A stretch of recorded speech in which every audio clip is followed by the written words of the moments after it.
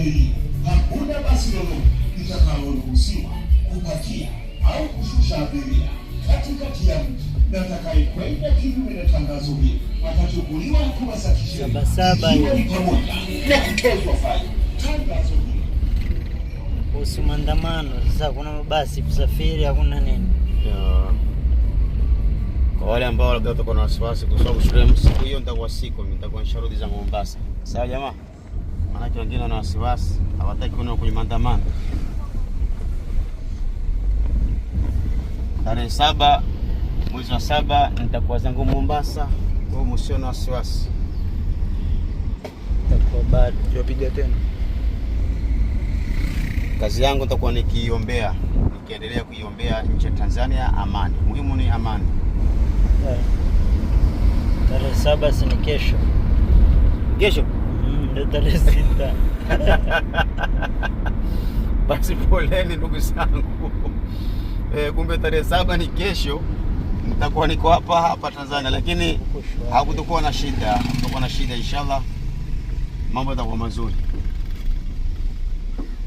Mambo yatakuwa mazuri jamaa. Kumbe tarehe 7 ni kesho. Rahim.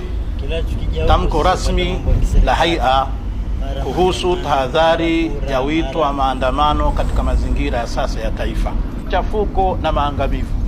Hivyo basi, Hai'a inatoa wito kwa wananchi wote, hususan vijana, kujiepusha na miito yoyote inayoweza kuingiza taifa katika machafuko, vurugu na migogoro isiyokuwa na manufaa kwa jamii.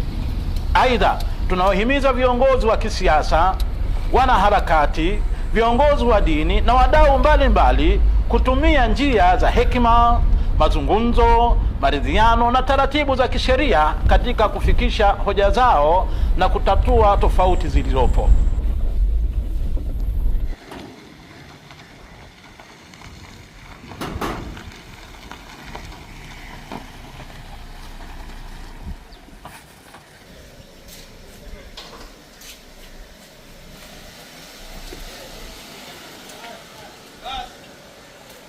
Basi ndugu zangu watazamaji wapendwa, tuendeleeni kuziombea Mungu nchi zote za dunia nzima, hususan nchi ya Tanzania, kwa vile kwa kesho ni siku ambayo pengine kuna tetesi kwa kutakuwa na maandamano. Basi endeleeni kuomba amani. Mimi sikufikiria kama nitakuwa hapa siku ya maandamano, lakini apangalie Mungu.